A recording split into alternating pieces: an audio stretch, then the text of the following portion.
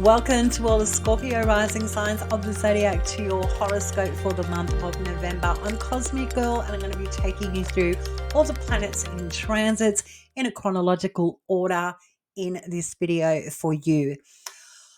On November 5th, my channel is having its second year birthday. Yes, I have been faithfully delivering astrology for all rising signs for over 2 years, and I'm very pleased with my little community that I am building. And I am so blessed that anyone tunes in and listens to the wisdom of astrology with planets in transits. And if that's you and you're listening now, thank you so much, with love and gratitude from your Cosmic Girl. What an exciting month.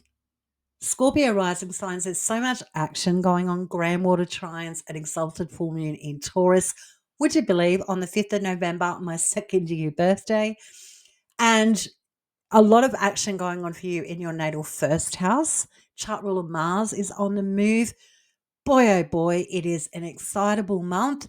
And we're going to get into the weeds astrologically, what it all means for you, and how you can work with the transits, work with the tides, know when to chill and know when to embark. That is the best way to work with planets in transits. Okay, Scorpio rising signs, let's dive in. Grab a cuppa, grab a bourbon, but relax and chill out and slowly digest all of the yummy astrological transits for you in the month of November. All right, let's talk about your chart ruler Mars, Scorpio rising sign, opening up your horoscope for November.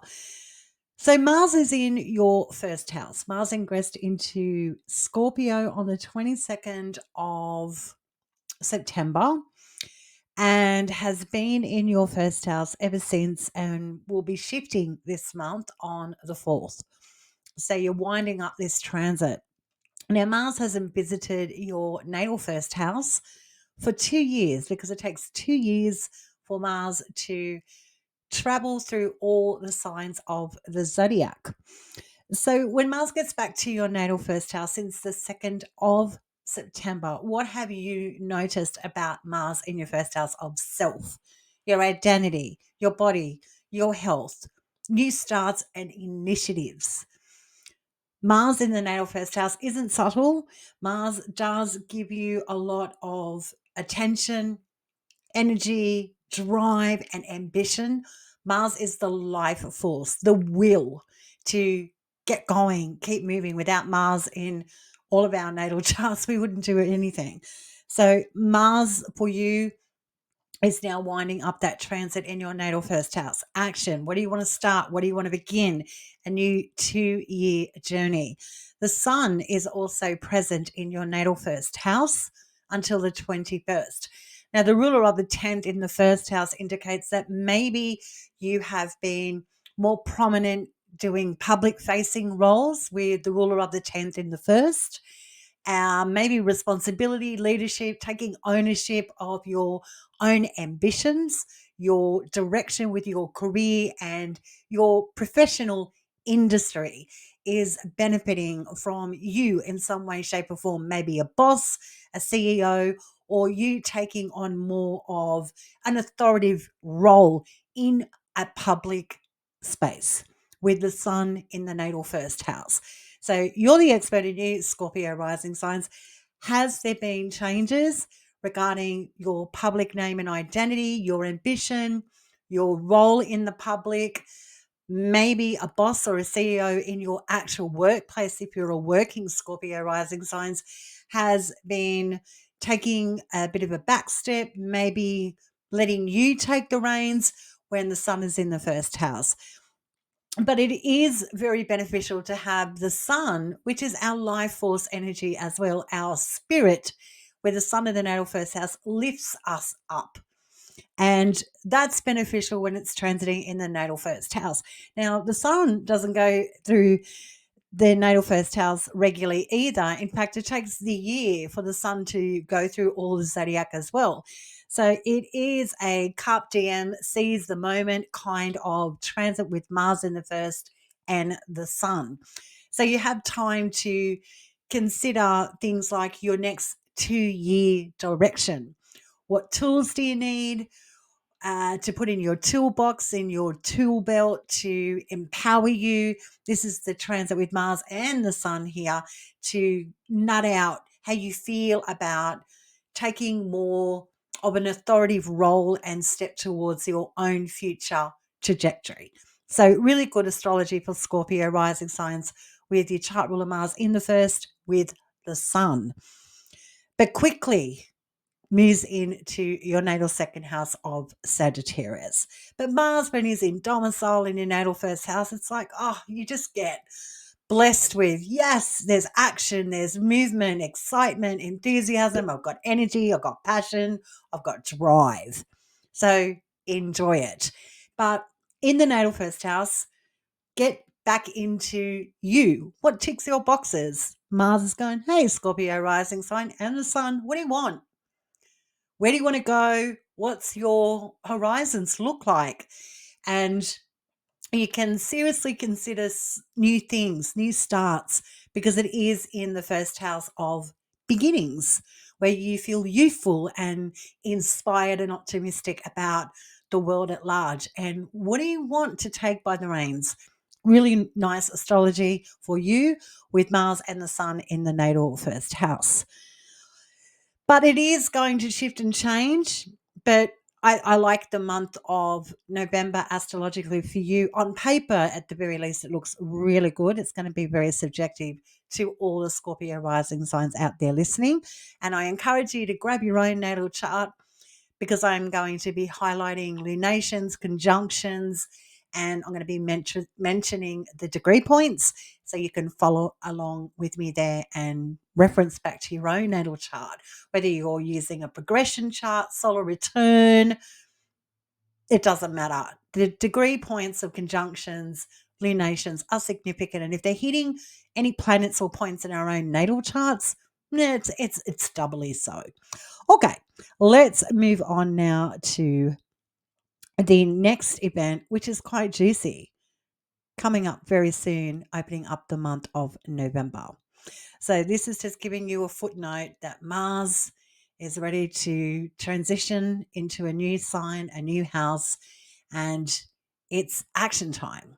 It's really time to start sinking your teeth into your heart's desire. On the 3rd, we begin our horoscopes for the month of November for you. So Mars on this day is trining retrograde Neptune. This is like reminiscing about days gone by, daydreaming about lovers, things that bring us a lot of joy and pleasure with leisure pursuits and hobbies, or considering returning to an old love story, conversation, or even an interest that really does get your waters moving. Nice opening on the 3rd with your chart ruler Mars trining retrograde Neptune. The next day on the 4th, chart ruler Mars now transitions out of the natal first house, and think of this like you're at the front door and you've been in the natal first house. You're like, yes, I know where I'm going. I know what I'm doing. And then you put your map in your backpack because you know where you're off to. You've got the tools that you've got just now that you're taking on your journey. You're all ready to go. You've got your comfy shoes on. You've got your sun visor on, your glasses. You're looking funky, earbuds in, and you're about to step out into the world. So your chart ruler Mars is now moving out of the natal first house and you're stepping into Sagittarius, your natal second house, until the 15th of November. So the whole month, Mars will be in Sagittarius, your natal second house. I like Mars in Sagittarius for seeking adventure, knowledge, and experience. And in your natal second house, it's what we value and things that support us. So you're on the hunt, if you will, to expand your horizons. And with that, you can sink your teeth into learning new skills, developing new assets to put in your academic cap. And you may find yourself a little bit more excited with chart ruler Mars in Sagittarius because it is a fire zodiac sign. And Sagittarius is renowned for thrill seeking. And when it's in the natal second house of things that support you, the natal second house does support the first house and things that you value. Seeking thrills is one thing, but we want to be known for what we love and value in a positive light, not being frivolous and too overexcited and enthusiastic where we get lost in the sauce. So, really good transit for planning, anything to do with building on your skills, your repertoire, and your resources to help you move along in your journey, whatever well laid plans that you have, with Mars in the natal second house until mid December. We also have Mercury co present in your natal second house of Sagittarius. Mercury's in detriment, a little banged up. So Mercury is going to need a little bit of your help come I think it's around the sixth, seventh mark, maybe Mercury will start needing your assistance. And the reason Mercury needs help is because he's in a zodiac sign where he's traditionally known to be in detriment in the dignity scheme. And with a detriment planet, it's really sad because Mercury can't do mercurial things well, which is communicate, move around, talk about financial aspects. It just feels very like, oh, I can't ask for a raise. Or, this is all I can do with my money. It feels uncomfortable about believing that he can get bigger and go better when he's in his sign of detriment, such as Sagittarius.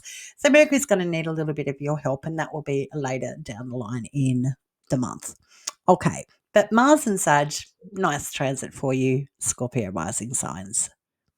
On the 5th, we have your chart ruler Mars sextiling Pluto and our first lunation of the month, which is a full moon exalted in Taurus at 13 degrees, lighting up your natal 7th house. Powerful. Okay, so let's first talk about your chart ruler Mars aspecting Pluto in a sextile, which is a really easy connection. So we like that.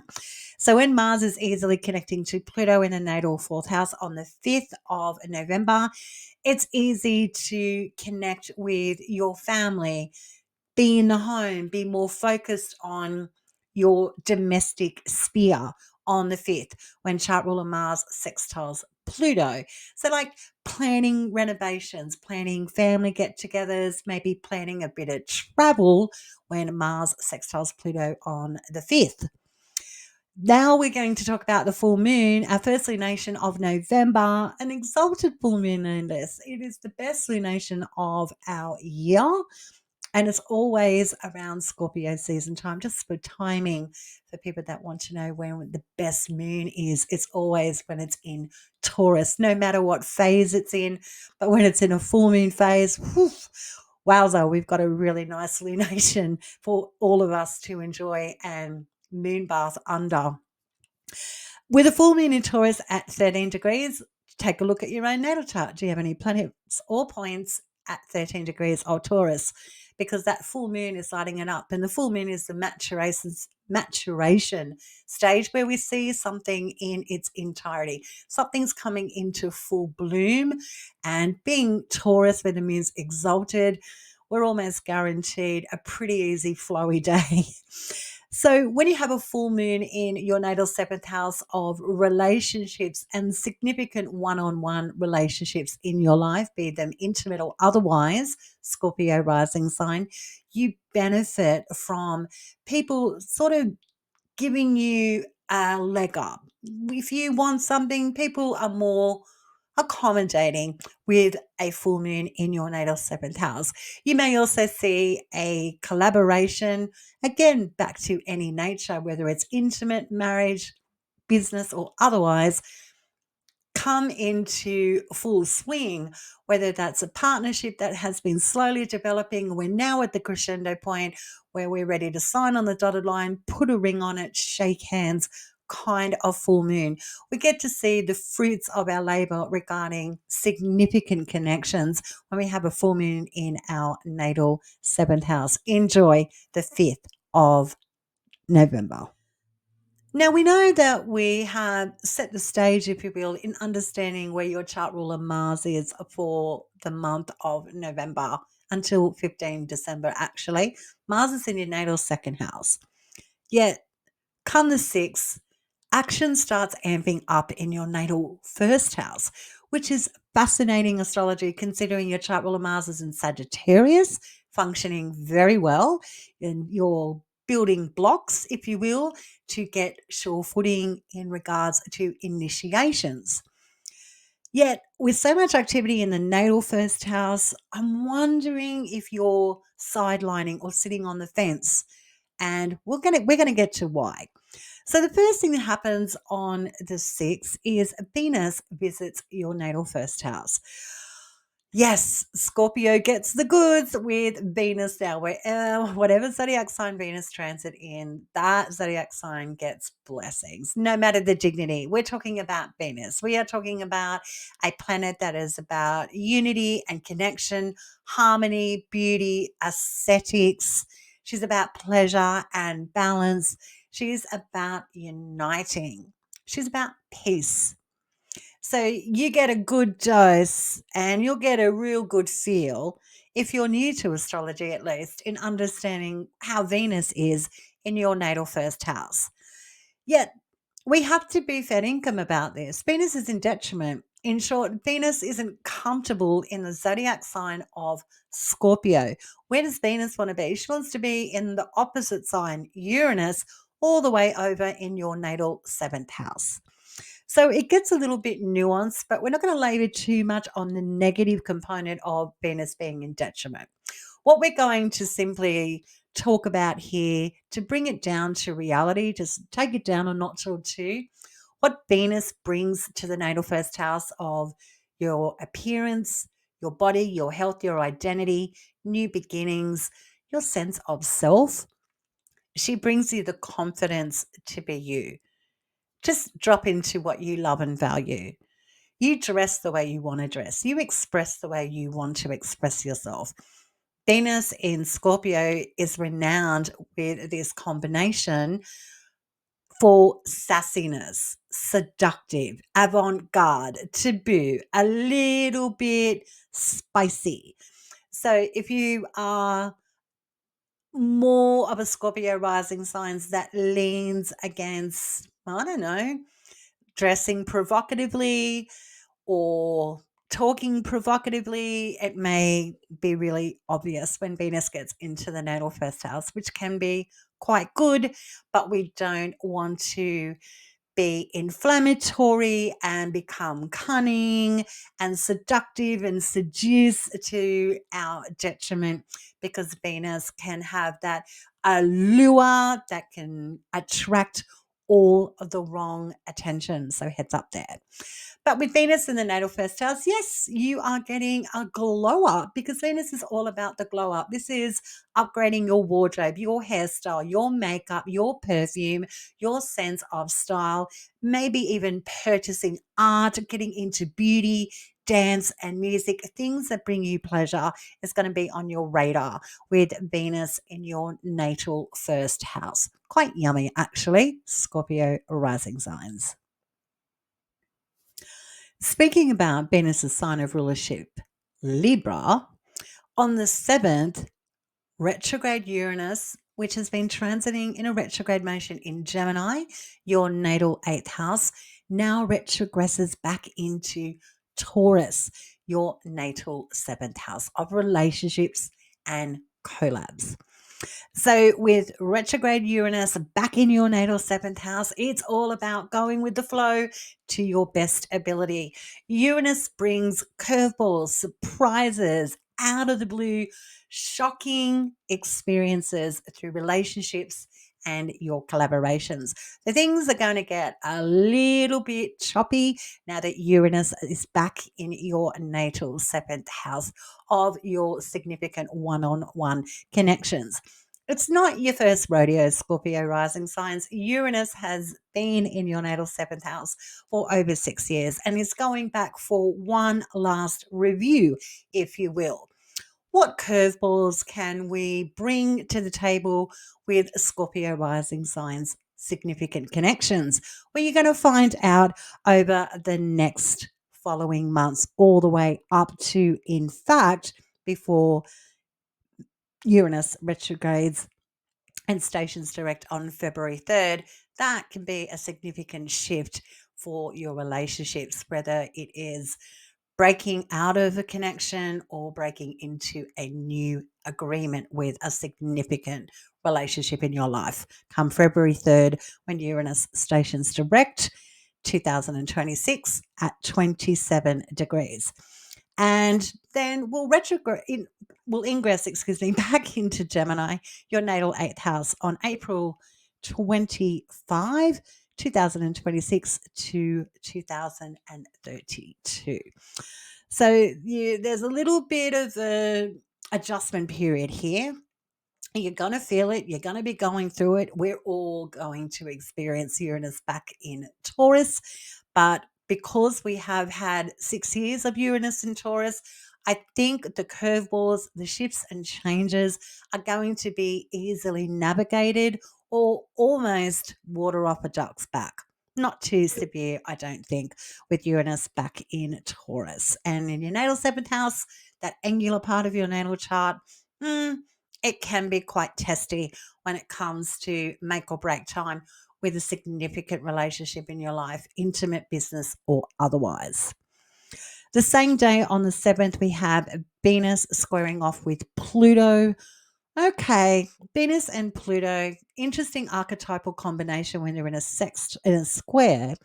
This is heralding a conflict, a distaste, if you will, for conforming to family, tradition, going with the status quo when it comes to your home, how you live in your home, your way of being in a family dynamic could be up for review on the 7th with a little bit of spiciness, shall we say, on the 7th. So heads up there when Venus in your natal first house squares off with Pluto in your natal fourth house of home and family. On the 9th, we have Mercury begin its retrograde, its third and final retrograde of 2025 in Sagittarius in your natal second house where chart ruler Mars is. And the retrograde begins at 6 degrees. So grab your natal chart, any planets or points at 6 degrees. Mercury is going to be coming back here, and the 6-degree point in Sagittarius is significant. So I do encourage you to look at your own natal chart for planets or points at that degree. Now, when Mercury goes into retrograde, again, it's not our first rodeo. He does this 3 times, up to 4 times annually, actually. But with Mercury in Sagittarius, when he's in detriment and he's just rethinking everything, this means that you're contemplating such things like your direction when it comes to skills and resource building, putting tools in your toolbox, and what you love and value is going through a bit of a flux with Mercury, the planet of action, intellectual pursuits, communication, finances, and travel. So, all those components of Mercury is coming up to be reviewed when he's in a retrograde period. And it's not anything that we can't handle because retrograde Mercury is renowned for basically asking us when he goes into a retrograde, is this really what we want? And it comes down to having a moment to think about something before we actually dive headfirst into a plan, a relationship, a job, etc. So nothing too severe with Mercury retrograding. It simply means we've got time to think about our natal second house, so your chart ruler is in with Sagittarius. What is it about your future trajectory? Mercury's going, what's the cost? Has it got to do with travel? How do I think about this really? Do I really believe that I can do this? It's that sort of contemplation mode with Mercury retrograde in your natal second house.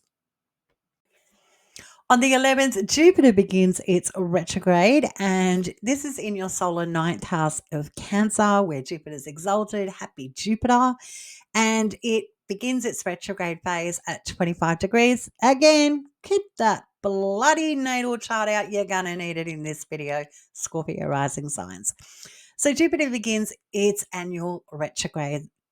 Jupiter retrogrades up to 5.5 months per year. and will go direct next year on March 10, 2026 at 15 degrees. So check out your own natal chart. Any planets between 25 degrees and 15 degrees, Jupiter's going back over that part of your natal chart. So when Jupiter is in a retrograde, it's very different from Mercury. Jupiter retrograde is reviewing structure, order, his moral and ethical compass regarding religion, travel, academia, foreigners and foreign places. Jupiter's reviewing, what systems are being put in place? What's new? What's staying? What's going? What works? What doesn't? Do I believe in it? What's my religious view? What's my philosophy on what I've been experiencing since Jupiter ingressed into your solar ninth house mid 2025? You're the expert in you, Scorpio rising signs. Only you'll know how Jupiter has been helping you go with the flow regarding opening up to the world at large with mind, body, spirit, and soul.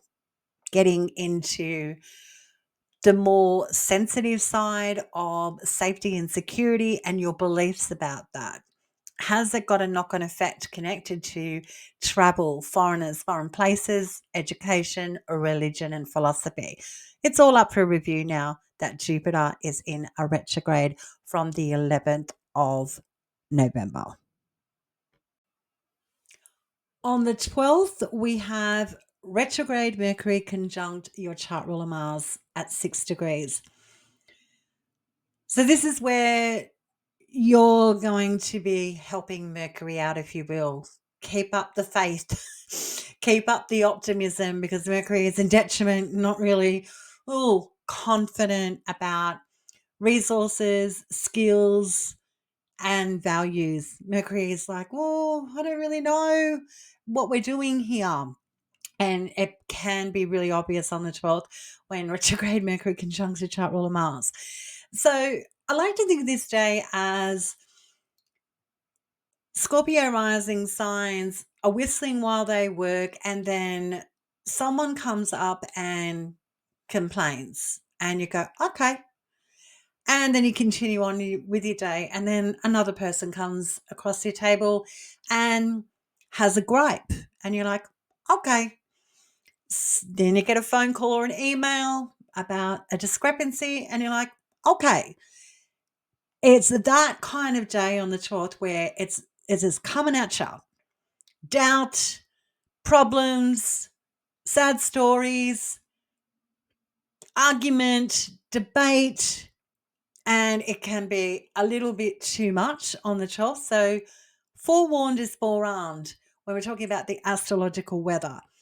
If you're pressed to support, you may feel like you need to sit on the fence, take a step back before you make any affirmative decisions on the 12th regarding taking a positive step forward regarding anything to do with finances, travel, or communication that can have a knock-on effect to your ability to progress regarding building resources and skills for yourself, or your own values could really come up for review on the 12th. And you may need to just have a think before you say an affirmative yes with retrograde Mercury conjunct chart ruler Mars. But you're not here to hold the world up. And if you're feeling the pressure to conform or concede or overcompensate, that's your cue to say, let me think about that. I'll get back to you. And if it's pressing, I'll get back to you at the end of the day. Take 5, take a beat, and quickly weigh up the pros and cons regarding supporting something that feels a little foreign and might feel like a little bit too much of a push. Okay, 5 days later, after the 12th, on the 17th, we are having our first grand water trine of the month of November. We've been having these in succession since October, actually. And we've had a few in October. The 27th may have been a standout day for Scorpio rising signs listening out there.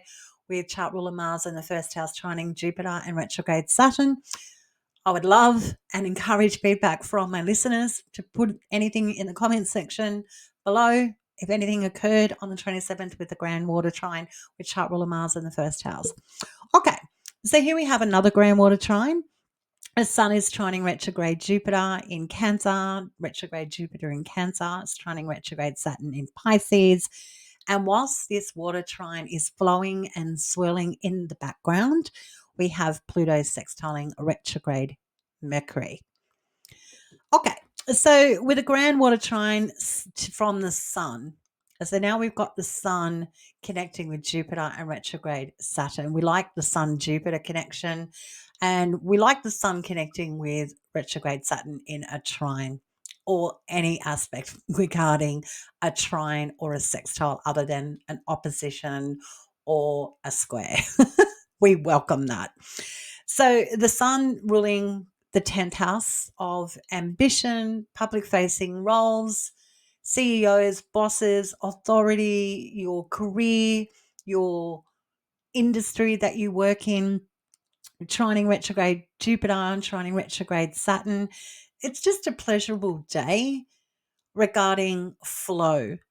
So this can be an opportunity to maybe extend your resume by taking on a new course, an offer to travel, or a deep and meaningful on the 17th with a grand water trine that really lifts your spirits. I like that filtering in the background with Pluto sextiling retrograde Mercury, because this looks like from an archetypal aspect with retrograde Mercury in detriment connecting nicely with Pluto in Aquarius, that a family member or something to do within your home environment is supporting retrograde Mercury's nerves regarding, oh, do I take on something?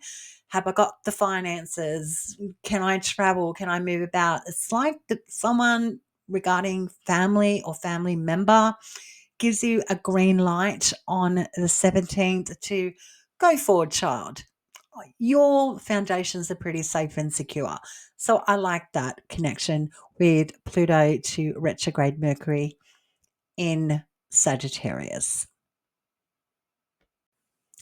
The next day on the 18th, retrograde Mercury begins its retrograde process back into its Scorpio, your natal first house. He won't station to go direct until the end of November on the 29th. So now you have retrograde Mercury in the first house, the Sun in the first house, at least until the 21st of the month, and Venus in the first house.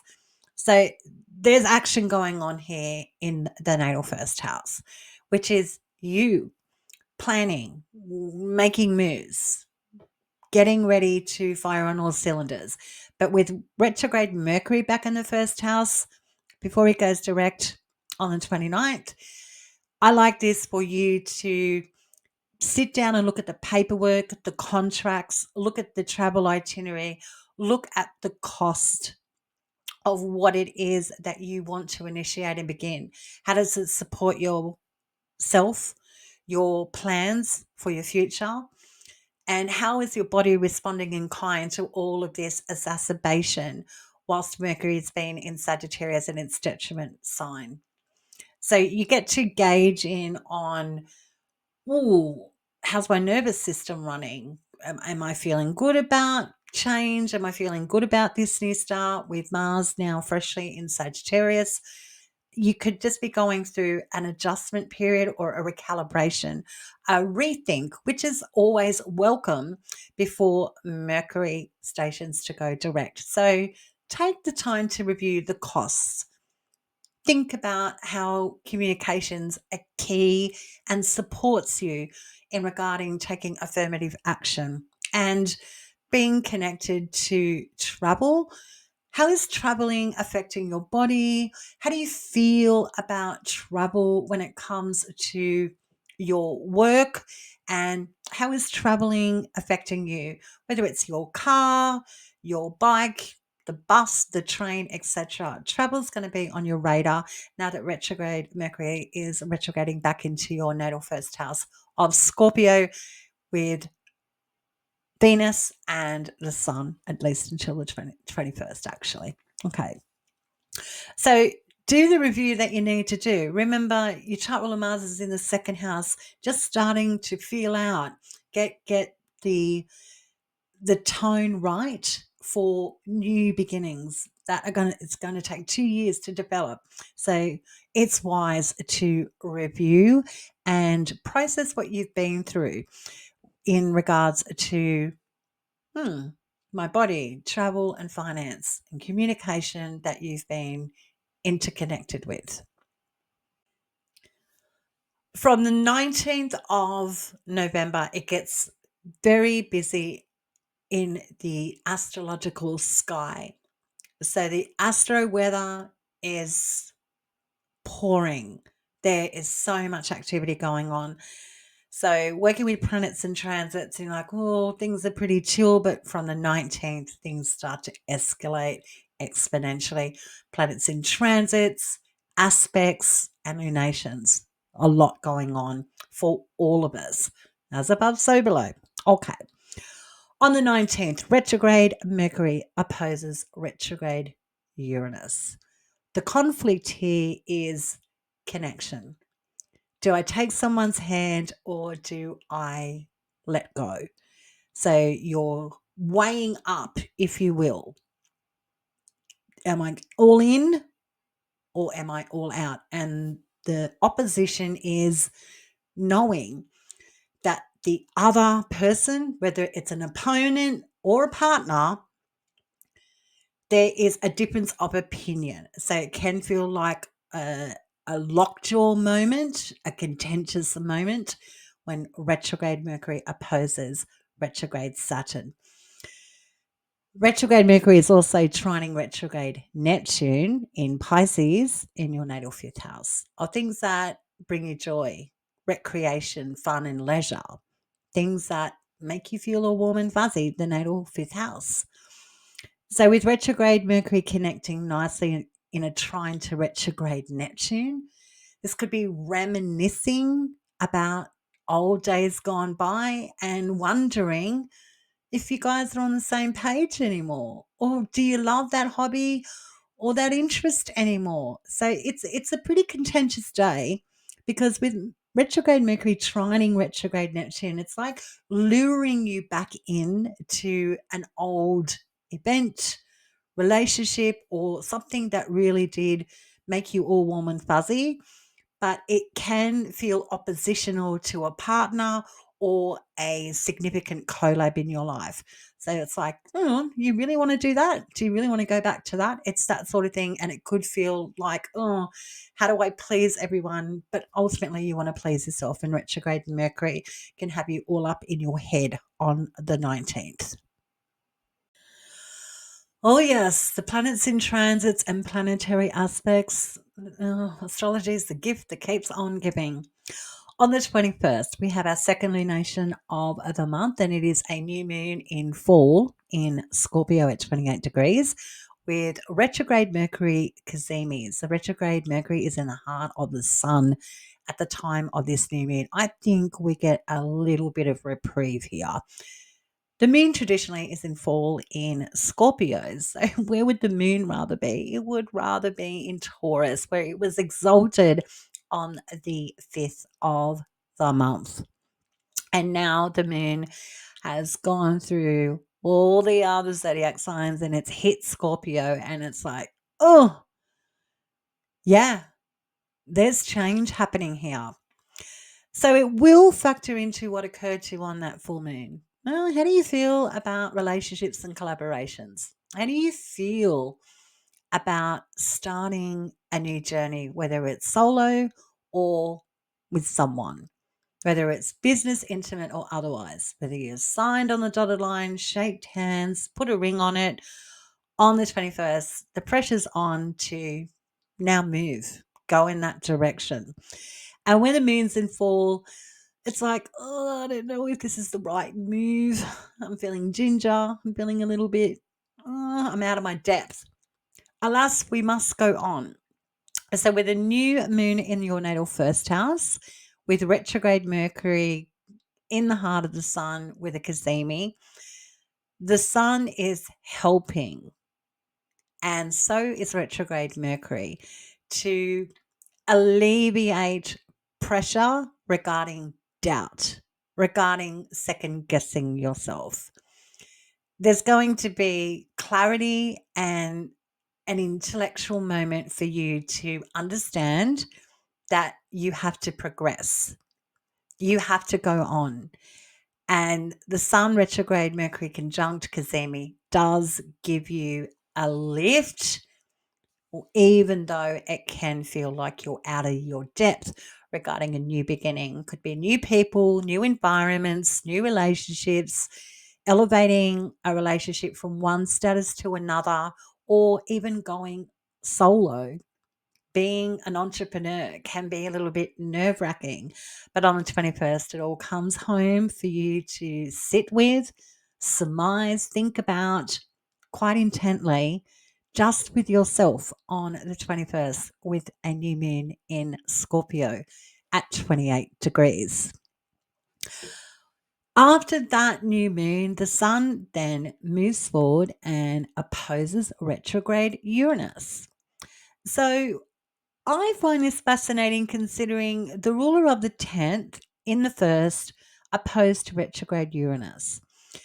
It feels like maybe there's something to do with your ambition, your public facing role, or your actual professional industry is opposed to maybe feeling like pressure to conform or move into new di- directions regarding the future of the business or with the roles of people in the business. And this can be quite challenging when the sun is opposing retrograde Uranus.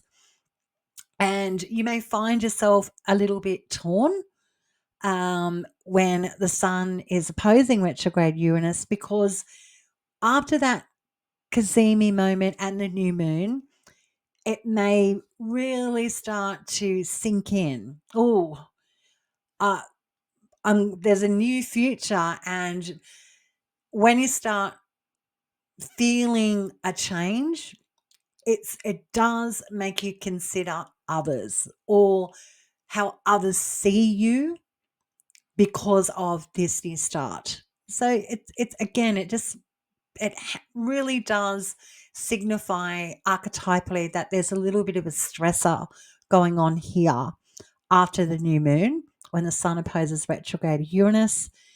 But the sun is also trining retrograde Neptune.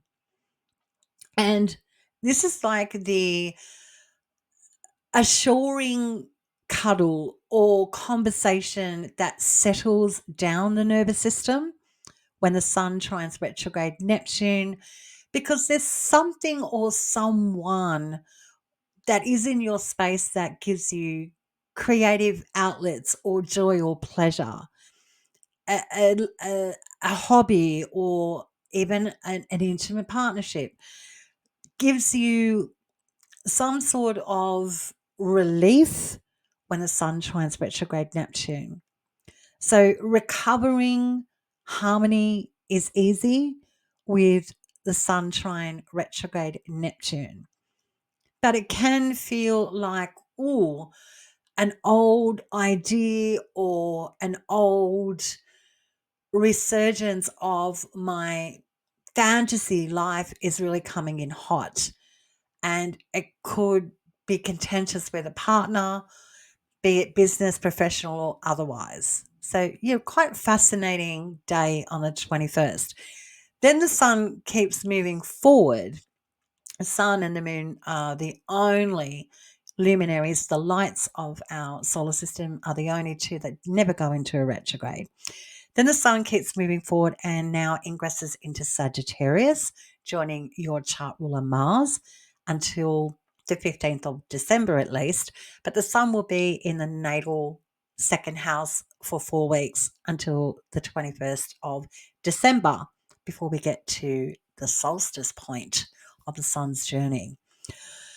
So when the sun is in Sagittarius, the ruler of the 10th in the second, we've got a trine going on here from the 10th to the second, and that benefits greatly, signifying green lights to go ahead, advancing towards skill building, developing resources that support you, encouragement, ownership and leadership, feeling very autonomous, feeling empowered. It may be because of your career or you getting support from your public facing roles, or your ambitions just really start firing on all cylinders with the sun in the second house of Sagittarius for 4 weeks, joining your chart ruler Mars. Lovely astrology, even though it's a little bit silly and chaotic at the same time.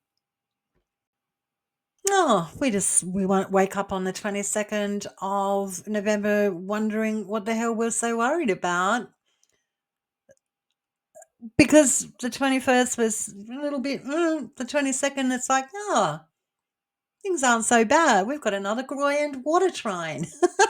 Retrograde Mercury in your first house of Scorpios, trining retrograde Jupiter, exalted in Cancer in your ninth house, and connecting with retrograde Saturn in Pisces, your fifth house. Another grand water trine, and now it's Mercury setting it off.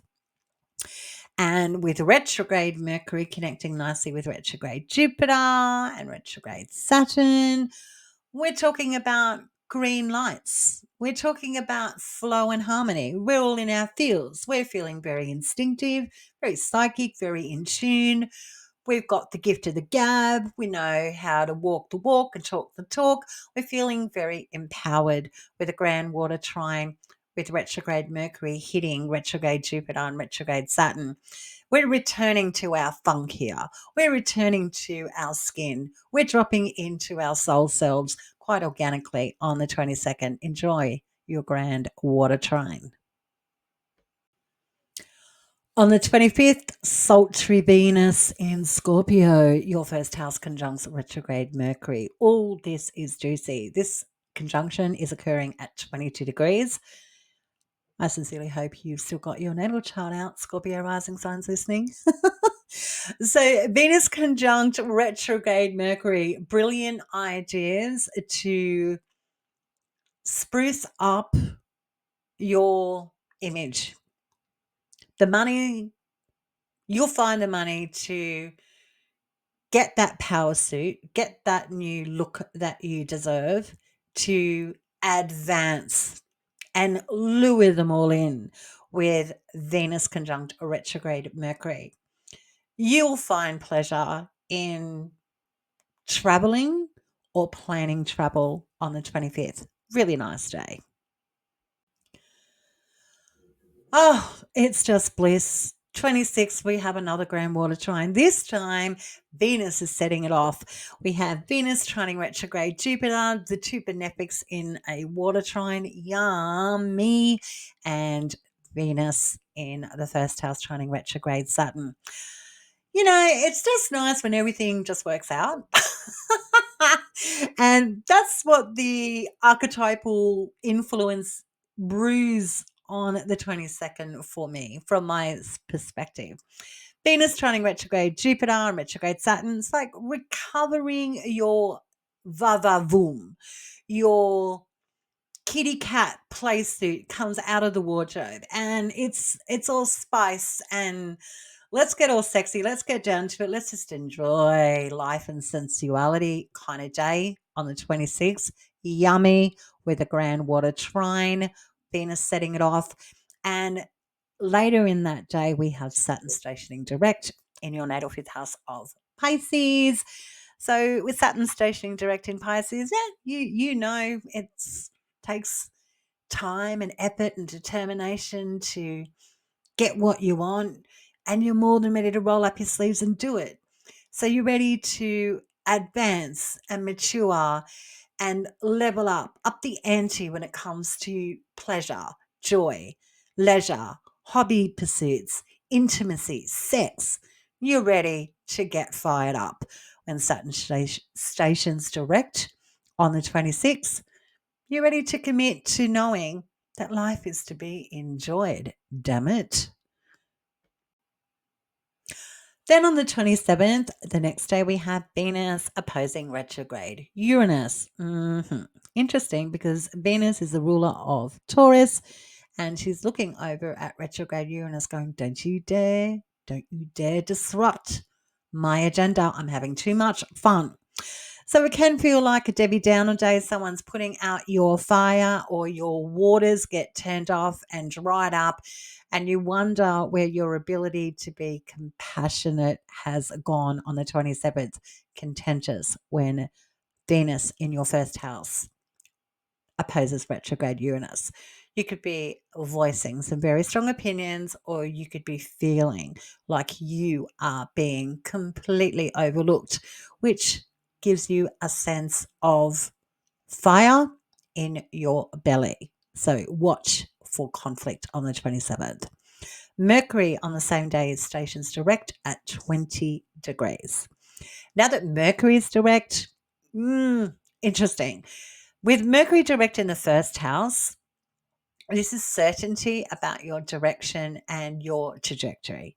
With finance, travel, communication, or intellectual pursuits. Mercury is giving all of us enough time with this retrograde to figure things out.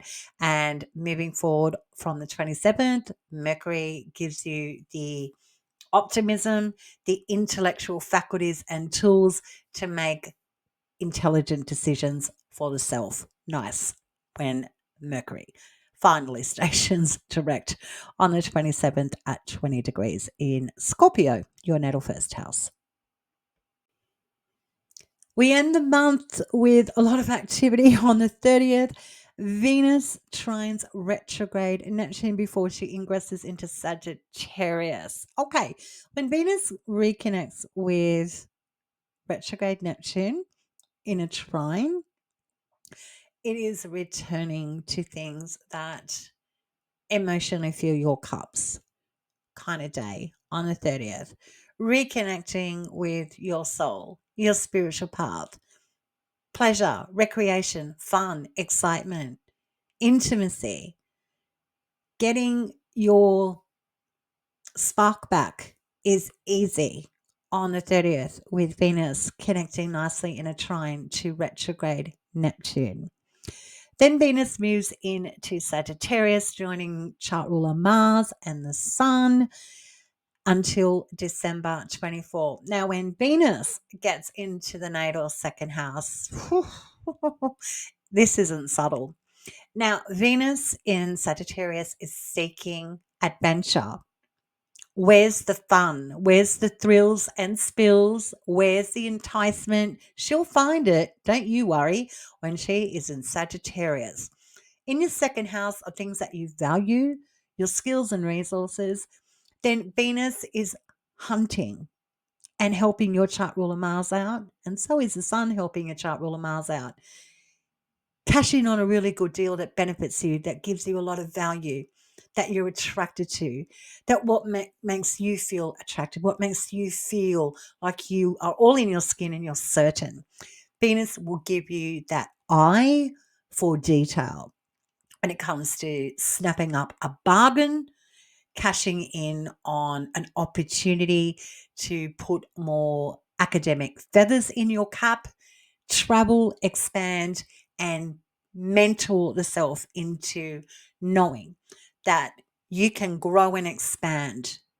You can enjoy whistling while you work, and you may love being introduced to different ideas and concepts connected to foreigners and foreign places and travel and education, getting into religion and philosophy, any epistemology with religion, getting back into things that fill you up with excitement and optimism. Venus will easily help you connect with people that can open up doors with this transit that benefits you.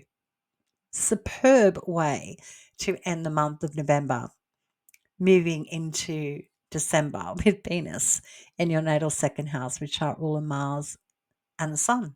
Enjoy. Wow, there we go. We got there. Yay. I don't even know how long this video is. I'll know when I exit my studio. But there we go, Scorpio rising signs. An enticing, alluring, magical month. Lots of pivots and chains, flexing and adapting. We're all here to be challenged. We're all here to muscle up and get going. And this is one of those months that really gets a fire lit under our feet. If you would like to work one-on-one with your Cosmic Girl, I can be contacted at cosmicgirl101 at protonmail.com. Till next time, Scorpio rising signs, stay cosmic.